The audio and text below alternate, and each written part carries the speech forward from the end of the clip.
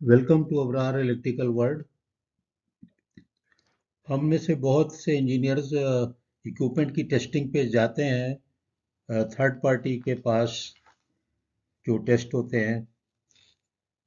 मिसाल के तौर पे पाकिस्तान में रवात में होता है जो कि 11 केवी तक के इक्विपमेंट के लिए ज़्यादातर है। लेकिन इसके अलावा नीमा कीमा पहला और दूसरी जगह मुल्कों में भी जाते हैं। तो हमारे जो इंजीनियर्स हैं आम तौर पर ये देखा गया है कि वो उसको उतना ज़्यादा सीरियस नहीं लेते। वो एक नॉर्मल तरीके से बगैर पढ़े वहाँ पर टेस्ट करते हैं और उनको विटनेस करते हैं। और कभी कभी इसके रिपरकशन भी बड़े ख़राब हो जाते हैं। तो ये बहुत ज़रूरी है कि हमारे इंजीनियर्स को चाहिए कि वो थोड़ा सा टेस्ट की टेक्निक, टेस्ट की रिक्वायरमेंट और उसके जो स्टैंडर्ड है उनको पढ़ें। तो मैंने देखा कि नेट के ऊपर या यूट्यूब पे बहुत कम ऐसा मैटर मौजूद है जो हमारे इंजीनियर जो हैं बहुत जल्दी से ब्रीफली उन मामलात को समझ लें और ज़रूरत पड़ने पे पूरा डॉक्यूमेंट रेफ़र कर लें। तो मुझे कोई ऐसी चीज़ नज़र नहीं आई है। ज़्यादातर वीडियोज़ में रिलेज़ के सर्किट्स हैं और बहुत सी चीज़ें हैं वो हम भी कर रहे हैं कवर।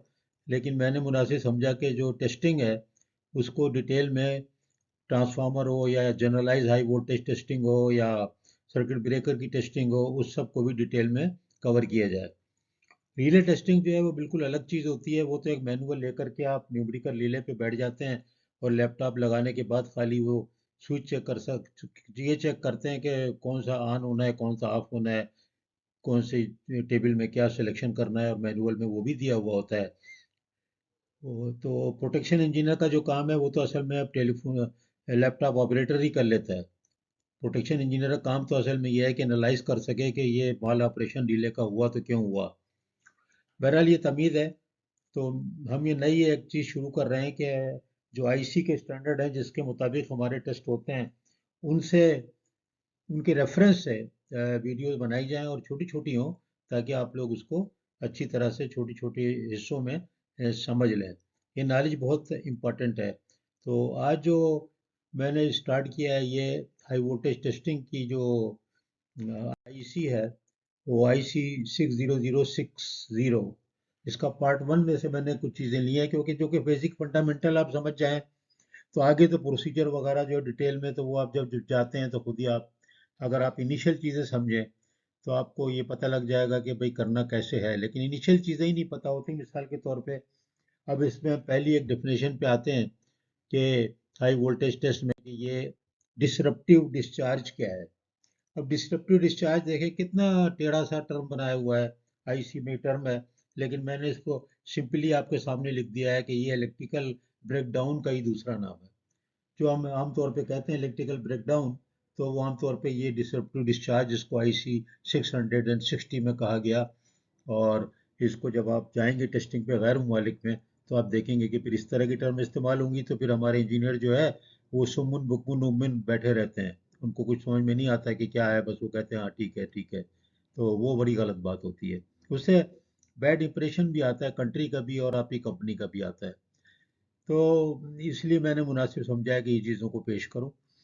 अब ये जो टर्म है आप देख लें कि ये टर्म किस में इस्तेमाल होती है। Failure of insulation under electrical stress, यानी जो वोल्टेज अप्लाई करते हैं आप पर मिलीमीटर स्क्वायर कह लो या जो भी उसकी स्ट्रेस उसके ऊपर आता है वोल्टेज का, उसकी वजह से जो इंसुलेशन का ब्रेकडाउन होता है उससे रिलेटेड ये टर्म है। और आपने देखा है कभी आपने आयल भी टेस्ट किया होगा या केबल का इंसुलेशन टेस्ट किया या केबल को टेस्ट किया कि जो कहते हैं, तो एकदम से वोल्टेज फिर जीरो हो जाता है प्रैक्टिकली और हेवी करंट भी फ्लो होता है। इसी तरह आयल को टेस्ट करते हैं तो वोल्टेज एकदम से कोलैप्स हो जाता है। तो असल में शॉर्ट आपने अपनी ज़बान में आम फहम फोरमैन वाली जो हम लोग की आपस की कि भाई शॉर्ट हो गया, तो वो जो होता है वो प्रैक्टिकली ज़ीरो हो जाता है। तो ये जो टर्म है डिसरप्टिव वोल्टेज, ये ख़ास तौर पे ये सॉलिड में हो या लिक्विड हो या गैसियस डाई इलेक्ट्रिक हो, जैसे कि SF6 गैस है उसके ऊपर हो या सॉलिड हो, XLP हो, कोई और किसी कोई सोल्यूशन हो या ऑयल हो, सबके ऊपर ये अप्लीकेबल है। तो इसको जो कंबाइंड जब डिसरप्टिव डिस्चार्ज की टर्म यूज होगी तो असल में वो तीनों पे अप्लाई होगी। ये एम्फेसिस मैं इसलिए कर रहा हूँ कि मैं आगे एक दो और वीडियो में बताऊंगा कि ये जो फिर अलग अलग नाम भी क्या होते हैं with reference to solid liquid and gases. तो ये मैं अगली वीडियो बताऊंगा। एक एक वीडियो में थोड़ा थोड़ा कवर करूंगा, थोड़ी लंबी हो गई, इससे मैंने तमीज़ बांध दी है कि भाई क्यों ज़रूरी है ये सब, ताकि आप लोगों को मालूम होना चाहिए कि बहुत बहरहाल ज़रूरी है। तो बहरहाल ये डिसरप्टिव डिस्चार्ज, इतना छोटा टर्म है, याद रखें। इलेक्ट्रिकल ब्रेकडाउन भी इसको कहते हैं, लेकिन ऑफिशियल लैंग्वेज आप आईईसी की जो होगी 600 660 के तहत वो डिसरप्टिव डिस्चार्ज याद रख लें तो बहुत अच्छा होगा। अगर आपको समझते हैं कि ये सीरीज़ हमारी अच्छी है, आपके लिए अच्छी रहेगी, तो प्लीज़ लाइक करें, शेयर करें, सब्सक्राइब कर दें। हम इसको टेस्टिंग वाले एरिया को मैं जारी रखूंगा, क्योंकि ये बड़ा नेगलेक्टेड है। और मैंने देखा है, मैं फिर कह रहा हूँ कि यूट्यूब पे बहुत कम आपको ये मिलेंगी कि जो टेस्टिंग के हवाले से कौन कौन से टेस्ट, टाइप टेस्ट, फलाने टेस्ट, ट्रांसफार्मर के टेस्ट, इंशाल्लाह सारे कवर करेंगे। तो ये लंबी हो गई, आपको लग रहा होगा रिपीट कर रहा हूँ चीज़ें, लेकिन सिर्फ इसलिए की हैं टू एम्फेसाइज कि भाई ये बहुत ज़रूरी एरिया है, जो नेगलेक्टेड एरिया है। और बड़ी बेइज्जती होती है हमारे इंजीनियरों की भी, और कंपनी की भी, और मुल्क की भी, जब बाहर जाते हैं और बस यस यस यस करते हैं।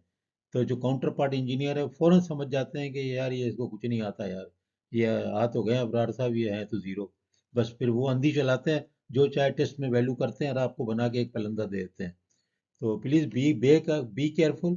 ऐसा नहीं है कि सब के सब लोग बड़े ईमानदार होते हैं वहाँ पर जो टेस्ट कर रहे होते हैं। तो बी केयरफुल।